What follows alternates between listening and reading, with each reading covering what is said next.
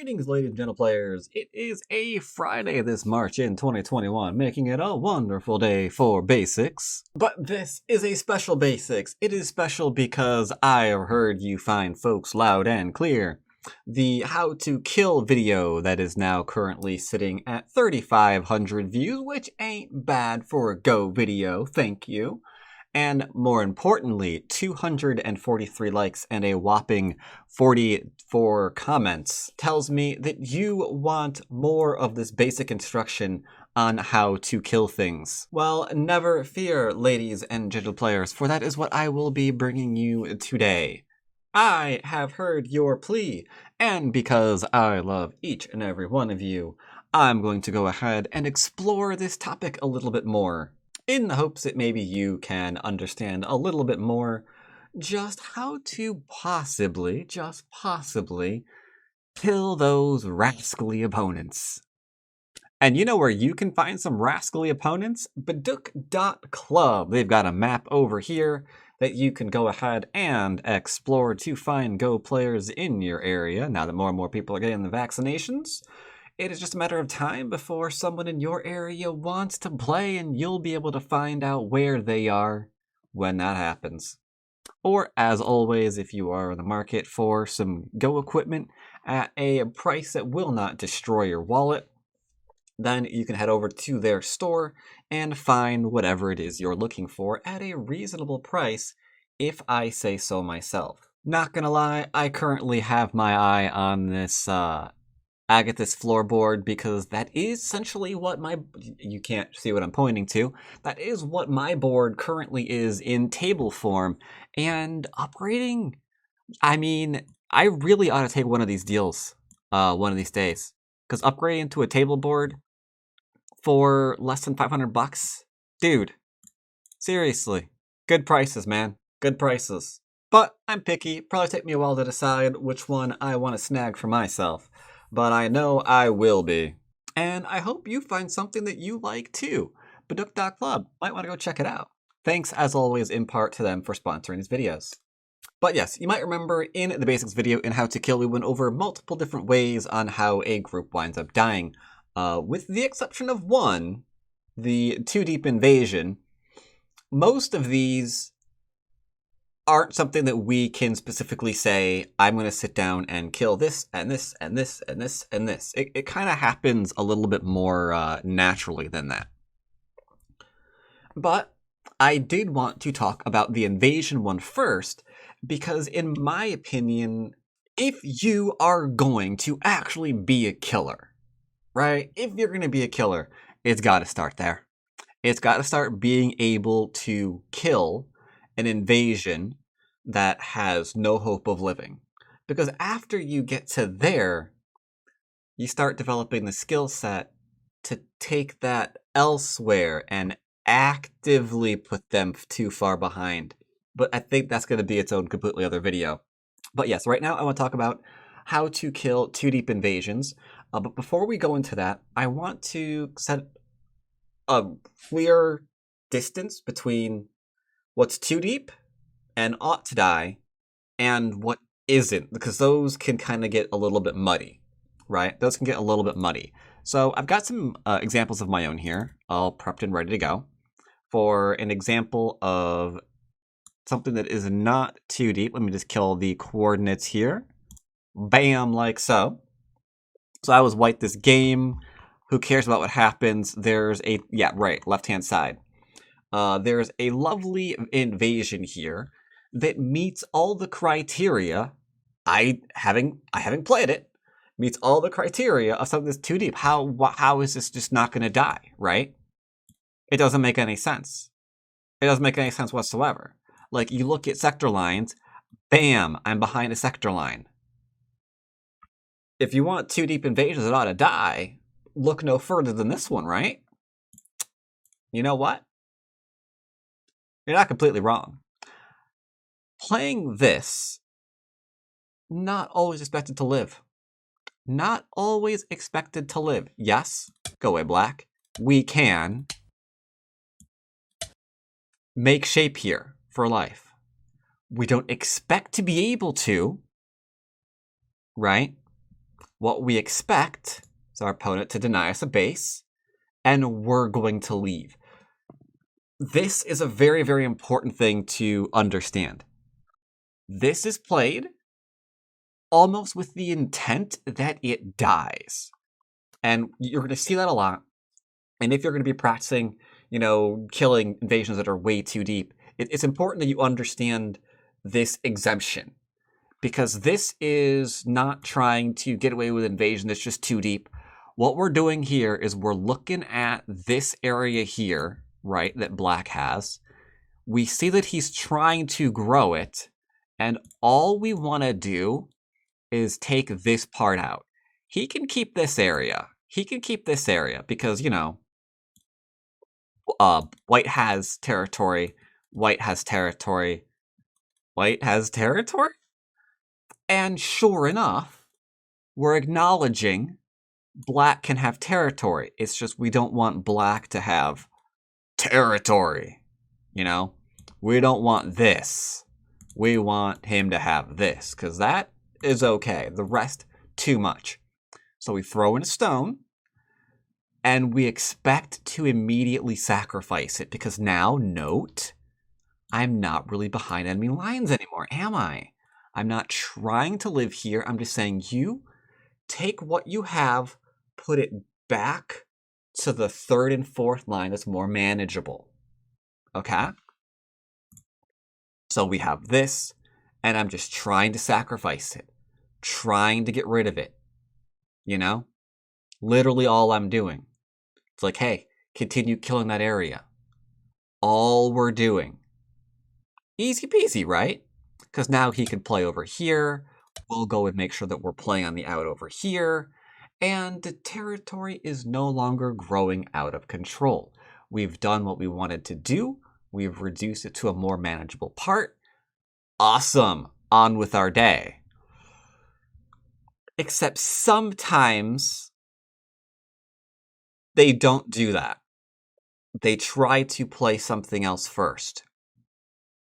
Which then raises the question, are you even dead? Because they just gave me, by not cutting off my ability to run, suddenly I've got an accidental group here that did invade too deeply, but did wind up living. However, if you see me doing this kind of thing in my games, you see it in a pro game, or maybe in one of your own games, note, this initial move wasn't expected to live. It's just, hey, there's too small of a thing here. You really needed to stop me from running out. You didn't. So yeah, admittedly, I got away with too much now. Wasn't trying for it. It's just what you made me do. So very, very, very, very, very important to note that kind of distinction when we're talking about invasions that are too deep to live. You might get a little bit of confusion there. Sure, why not? And just for fun, this got out and wound up killing the group. It happens. The group got out, it lived, he kept trying to kill it, couldn't, oops, got killed there. So yeah, gotta watch that kind of thing. Let's look at the next example. That would be this one, which should also, if memory serves, should be another example of an invasion that's not too deep, but could a little bit maybe look that way. White again, okay. Right, this game. I remember this one. Was 6 on? Yeah, 6 on again. So yeah, here. Ignore all this. Who cares? Who cares about all this? Blah, blah, blah, blah, blah. There we go. This is what we're looking for. This, again, meets all the hallmarks of something that's too deep.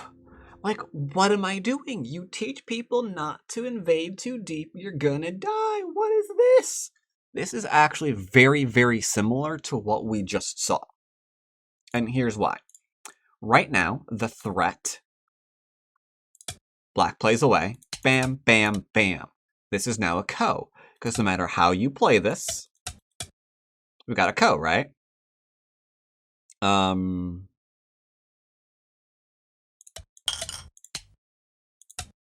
right? No matter how we play it, it's a cow. So we get to play this move for free, which we expect not to die. Or sorry, not to live. Not to live. My opponent said I can't connect underneath. Fantastic. But just like we saw last game, I can then follow that up with a move like this. This one's threatening because now, go away black, there's the threat of, hey, dude, I could get in some serious stuff here now, right? If I want to live, I can use that first 2 deep one to ensure the other one has enough forcing moves to achieve life.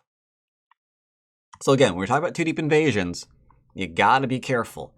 Some are 2 deep and they should die, and you should be like, how dare you play this? But some of them have a value beyond them just being dead. They have a value of the group being killed off in the first place, so we can get in a more meaningful reduction, a more reasonable reduction. And I wanted to highlight that kind of thing in these 2 games. Like, both of them you can see that right? And you might be thinking, but no, we're not trying to have those live. We're not trying to get away with something crazy. All we're doing is sacrificing it. In the actual game here, he puts pressure on me, but it's too late because I have got literally 4 moves right now to 2. So something's going to give. He goes under. I threaten to kill 2 stones. He's like, you can't do that. And then we sacrifice. Just like so to get on the out. We get all of these amazing forcing moves. Right? To ensure that we have life here. And because we were able to get that life here with that sweet set of forcing moves, we win the game. Awesome toss. Fantastic. But again, don't get it confused with something that you play specifically to try to hope for a bamboozle. You know? This is meant to die, so I can live on the other side. Alright? Cool. Great. Fantastic. Now let's move on to how to actually kill things. Alright, this time I'm black against another 6-dan. And we get our first glimpse as to how to kill things that are 2 deep. But this one is going to be a little bit more fun. Because this 2 deep, where is it? Right-hand side, I think? Yeah, don't bet any of this. Yeah, right-hand side. Yeah, this 2 deep is interesting because it starts off exactly like I just mentioned. I'm black. He puts a stone, and it looks like he's expecting to sacrifice it, similar to what I just showed in the previous 2 games, right? You play the 1 stone, you're like, ooga booga, I'm gonna live here, do something. But in them doing something, we sacrifice the initial move so we get more on the outside to keep that more under control. Because if they don't do anything, you know, I mean, like, what? Does this just... Okay, maybe this way. Like, this probably just grows until, like, the 4, 5, 6, 7th line or something, and it's just too large. So you place stone there, get them to respond. They do respond. And then you keep them more manageable down to, like, the 3rd and the 4th line and whatnot, you know? So here we go, having this. I don't want him to just be like, LOL, and getting really easy shape. Don't want that, so I pincered him. Now he needs to leave. I would suggest maybe an outside move like this one. And try to force me to just maybe connect up on like the 3rd and 4th line, right? No problem. Maybe even get some territory while you're doing it. Sweet.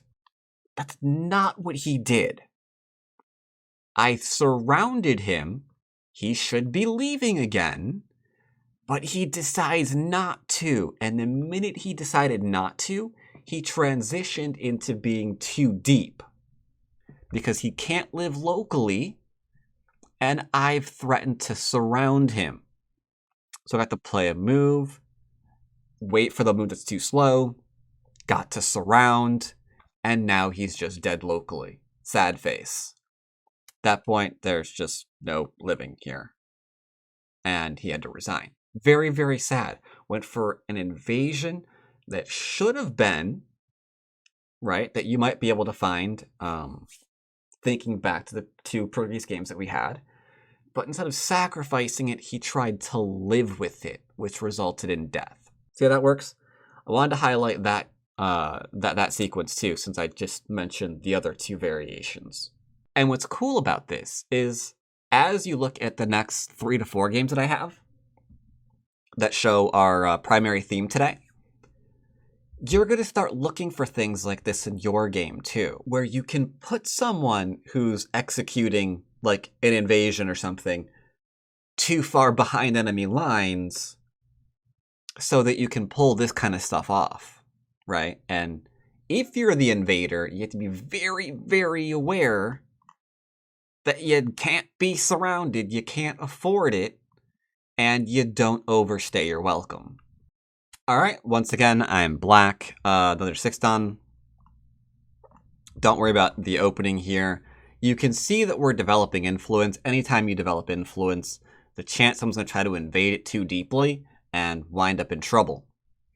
Or if you have influence, because of what we just saw, you might have the idea to try and take a reasonable invasion and make it too deep to see if you can maybe kill it.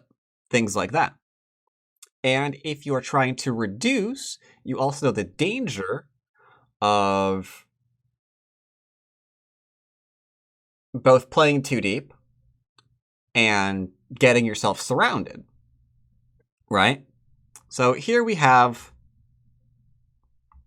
I'm just building again, just building, not doing much, getting some influence here, making sure that this doesn't go into the middle of the board, making sure this doesn't go into the middle of the board, because like right now we're trying to get something like this, which obviously is in way too much.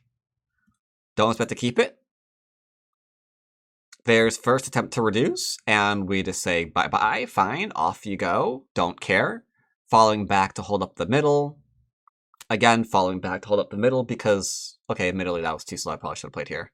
Because yeah, this is more than enough. Growing here. Making sure it's nice and locked out. Making sure this is, again, nice and locked out. Great little sequence here. Looking to put things behind enemy lines. Can do it with the Atari, into the Atari, into the Atari, into a cutoff. But it's too much, right? He's looking at this. He's seeing the corner, the side, into the middle, and he's got to find a way to do something in here. Or he loses the game, because all he's got is like this corner and some like third and second line stuff, and whatever that is. It's not looking pretty, right? Not looking pretty. So he tries for some Aji, right? Now, admittedly, I could play here. You know? I could play here. There's some things to worry about, though, with this way. Like, if I want to play this, there's now a Ko here, unless I play this way, in which case he reduces me. And I'm like, you know what? I don't think he deserves a reduction on me right now. I really don't. I don't think there's anything there that he should be able to reduce me with. So, screw it. I connect here. Keep him locked out. Make sure he can't take my stone. Nothing in here either.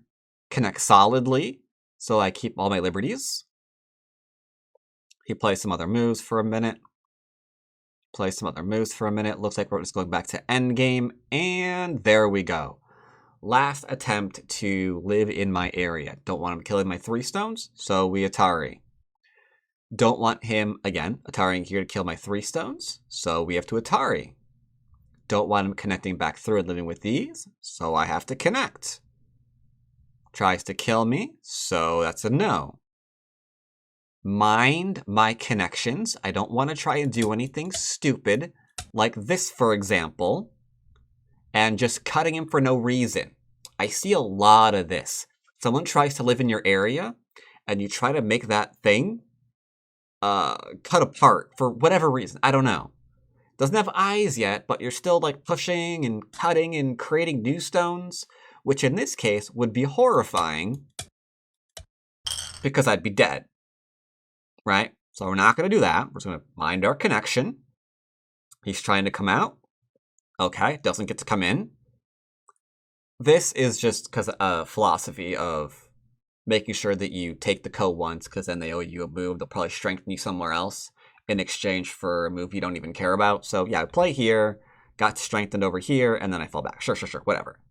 Here, trying to cut me. Okay, that's death. So we make sure he can't cut me. Trying to kill my stone. But he's also trying to do this one. Now, this one might not be a problem, but he does secure himself an eye. And then from there, he can maybe have an Atari here, into an Atari here. Could be a problem, right? Like, I'm not 100% alive here just yet, right? If this is surrounded, this only has like one eye. Maybe there's a life and death here or something. Who knows? So we're poking at that, make sure that's not a thing. Defending. He has no eyes. I do. Even if he surrounds me, we're fine. Go back to Co. Make sure he can't kill. Make sure we're connected out. Now he can't even do the whole surrounding thing that I just mentioned, right? We're eyeing what his win condition is. It's like, well, this looks like it's getting some liberties. Maybe if he wins the Co and he also gets something like here into here, there might be some kind of capture race thing. So screw it, we're just connecting out, right? We're seeing how he's really threatening to live, and we're just kind of answering those one by one. Nothing in here. This is false eye, don't have to worry about that shape. And then from here, there's just nothing. We already defended against this. So we're out, and he's dead.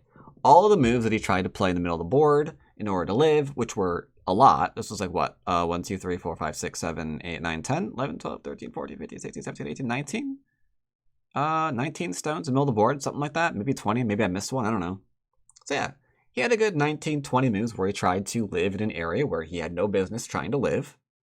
And you kind of see what we were looking for into how we were answering. One, where is his shape? That's important. That was important here. This move here was looking for shape. So we denied that. How was he trying to create problems, and how do we not get involved in that? Well, if I push and cut, I'm dead, so let's not do that. If he gets an eye or enough liberties, it's still not going to be 2. What's he doing after that? Well, he's going to try and surround me, right? Either maybe force me to try to capture it or get a Seki. So we connect up, make sure that doesn't happen either. So we're always looking for where the shape. We're trying not to push and cut and create new stones because that just gives him Aji to work with. And not sure how to describe this one. His last ditch effort to do anything, right? What is that? How can we prevent it? That's pretty much what we're looking for, especially in an area this tight where it's almost impossible to make 2 eyes. Like, imagine right now how he could even think to make 2 eyes, right? Like, I'd have to play. No, give me that move back. I'd have to play like what? What is white? Here, here, here, here, here. God, not even. And then this one. Now he's got 2 eyes? Like, that's a lot of moves you need to make in order to get 2 eyes. Like, you really think you're getting that many free moves? You're insane. So that is game 1. So here's another one, again, versus 7 done, actually, this time. Okay. I'm black. You can see that I have laid claim to an enormously huge area, which I reinforce. This right here is a nice reinforcement because I'm taking away the ability for him to try and get a base and make shenanigans happen. We did some stuff on the left-hand side of the board, and then again with Sente. I'm again reinforcing this area, because I know a large area that's open. Something could probably live in there. So I'm doing these little reinforcements here with Sente to make sure that these two don't have anything to really work against in order to live, right? Like my bottom's alive, the middle's alive, this is pretty good for now. Corner's okay. All he can do is try to live in this area, and I'm just making sure he can't. Again, same thing, just making sure he can't. He could have reduced here a little bit. Like, rather than play some of these moves, he could absolutely reduce here a little bit. But he's threatening things that don't matter. So we're just taking them away. And despite all of this, all these moves to solidify and make sure he can't live in there, boom, he's going to try and do it anyway. Just got to get used to it. It's something that's going to always happen throughout all the ranks. So how do we answer this? Like we've mentioned, things that we don't want to do are create cutting points if we can avoid it. We want to make sure our groups are nice and strong. We want to make sure they can't connect out anywhere. And look for shape points. Weirdly enough, that shape one is like almost actually the last thing you look for. Like as long as you're strong in the area, they can't cut, they can't connect anywhere. They shouldn't really be making the shape anyway. So here I would extend. Yes, I extend. Okay, cool. And then he goes to my corner. Okay. So he's looking for an area. And to be fair, I Hane here, you could probably avoid doing even that. Like if I play here, and then I play this one, I recognize this is not enough room to live. So it's possible I gave him too much hope here. It's possible I broke one of my own rules by even playing this Hane, because that Hane creates a cutting point. That cutting point creates Aji. I could probably do away with having played that. That said, note I'm not extending up and giving him opportunity to attach or get a forcing move here or whatever, right? We're just going to go take the tiger mouth. Boom, done. You can see where he's trying to get the base from. Make sure we're nice and connected. He's hitting my stone again. We're not Hane. We're making sure our stones are nice and strong. No problem. We can see that he's still trying to live. But right now, it's not really a problem because... Give me that stone back. We've got things like this we can play, right? The Hane is easy to read out. The Hane still works. We've got the throw-in still. We've got the Hane here. If he plays this one, I still don't see how that even lives. So, okay. No reason to panic yet and start doing weird stuff. Just lightly making sure he can't live. Connecting in. Now, it's becoming a problem, so we throw in. We lost our Hane, right? Now we got the throw in. And then we sacrifice it. And sacrifice it so he can't live locally. Easy peasy done. Some ways, though, this could have gone very, very badly for me. Like I mentioned, if I were to... Well, obviously, if I were to ignore this, then he could maybe get a clamp in. He could maybe get the Hane in. And start picking up shape that way, right? If I already mentioned this one. If I extended, maybe he's got something in here. Maybe he's got something in here now that he's getting actual eye shape. Maybe only one still. Maybe only one still. But that's something I didn't have to give him.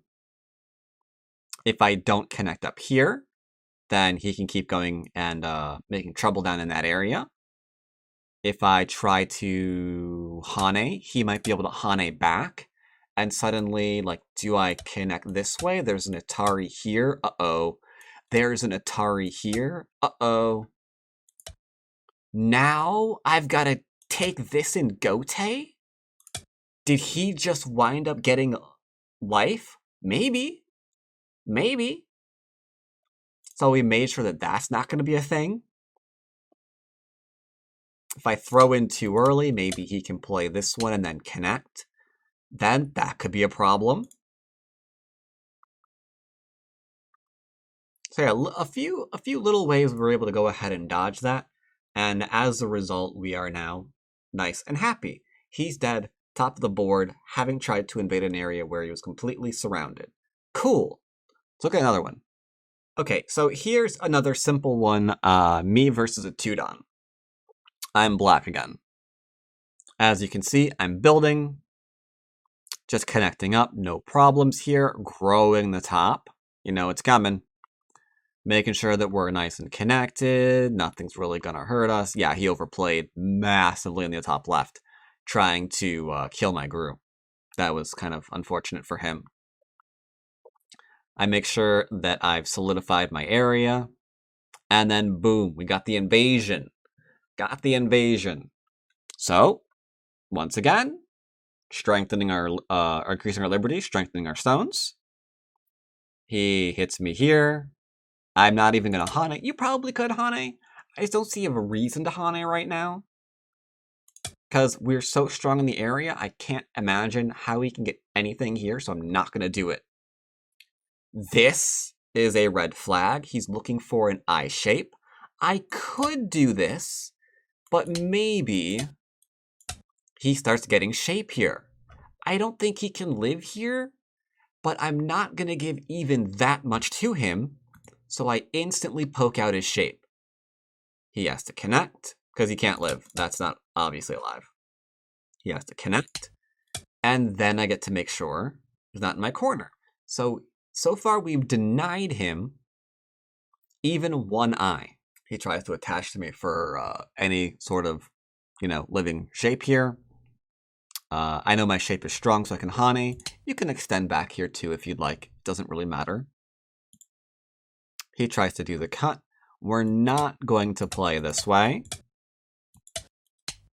because now he's alive. Massive, massive failure. Instead, we're going to Atari over and then extend, because he only has 3 liberties and I'll have more. Not a problem. Throws in, trying to change that. Nothing he can do about it. Still only has liberties. And just like so, this is still toast, like I mentioned. He tries to come out. Instantly we extend, because we've now killed this eye shape from him. Could probably play here on this board. I don't think he's going to be able to get a second eye, but I don't want him to even have one, so I turn. Tries to come out, no problem. Don't want him capturing, so we connect. Trying to, do something, and then resurround. Nice and simple. But you did see ways in which that could have gone very, very badly.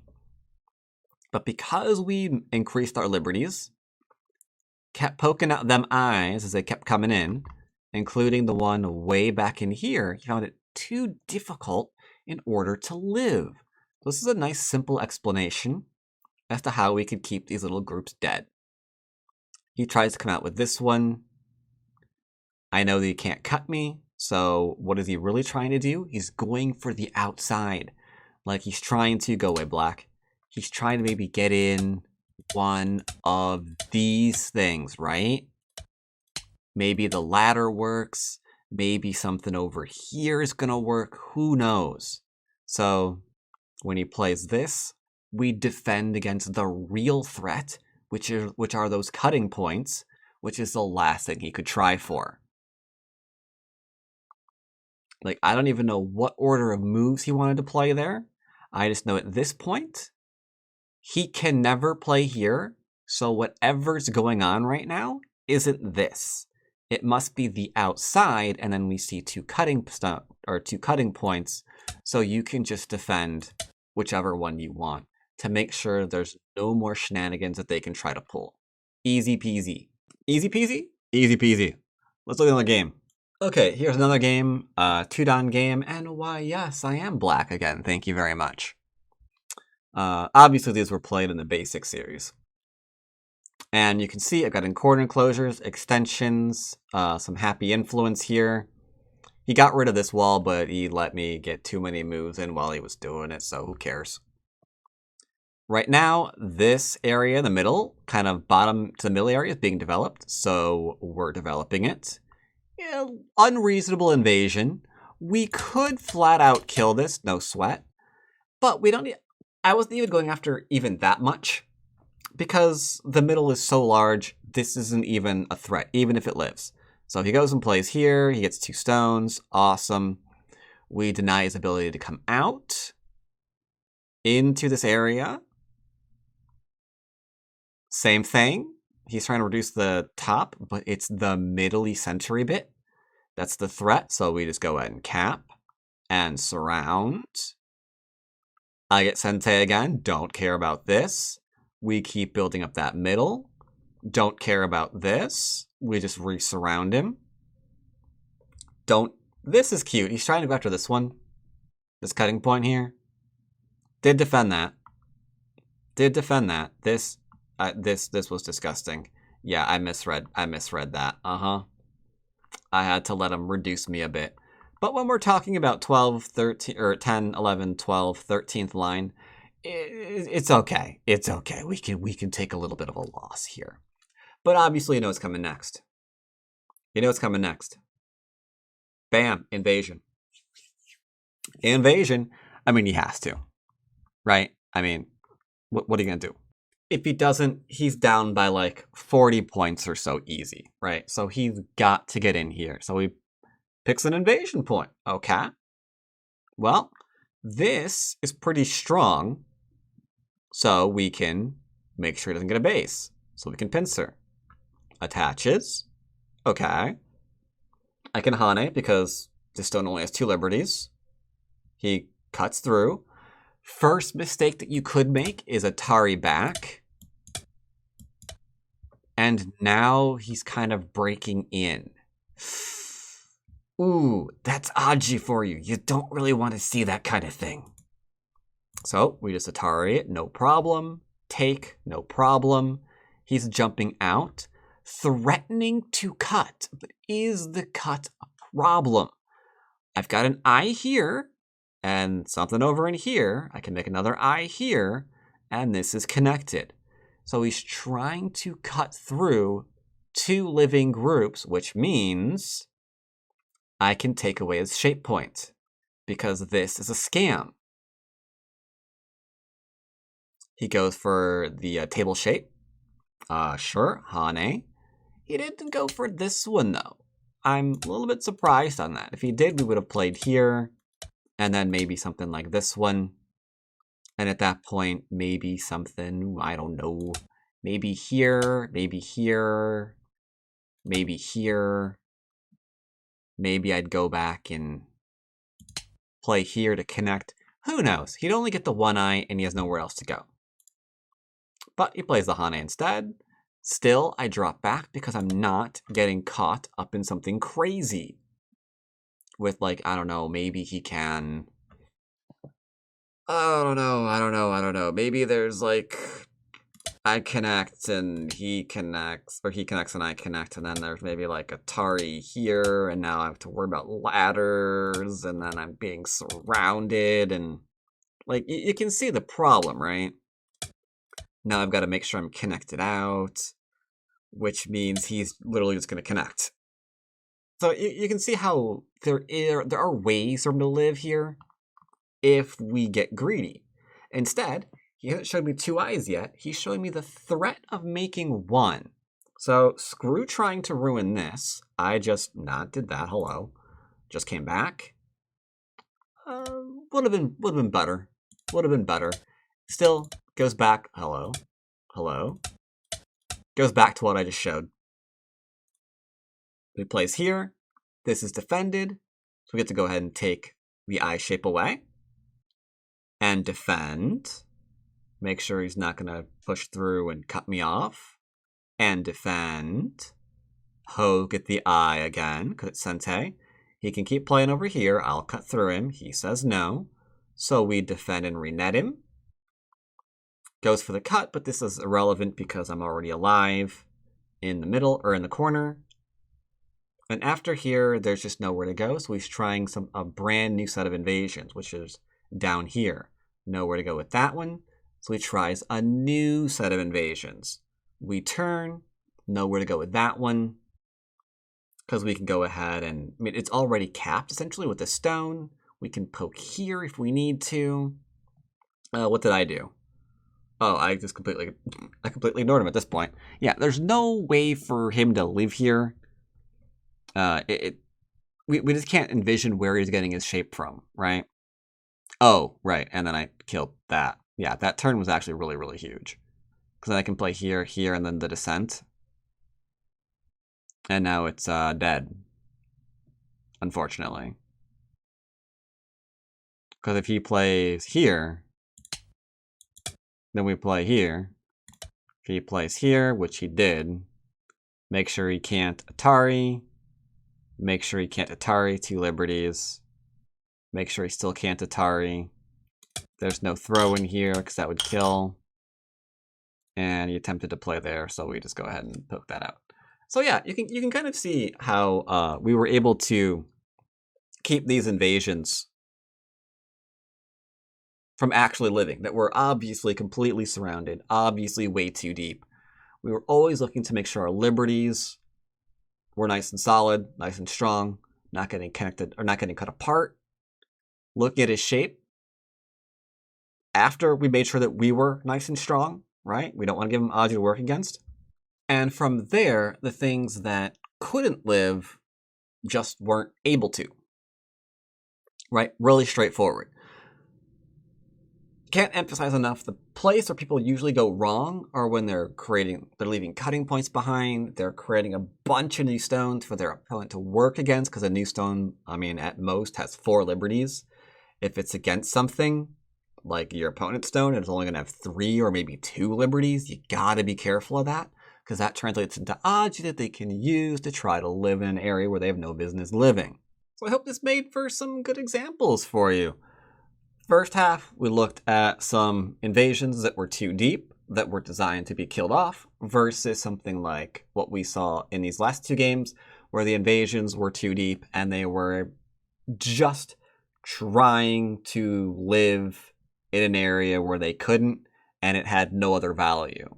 Really important that you both understand the difference between those two, and maybe you use some of the first to your benefit when you're trying to reduce, and we kind of move away from the second half where we're just trying to do this sort of thing.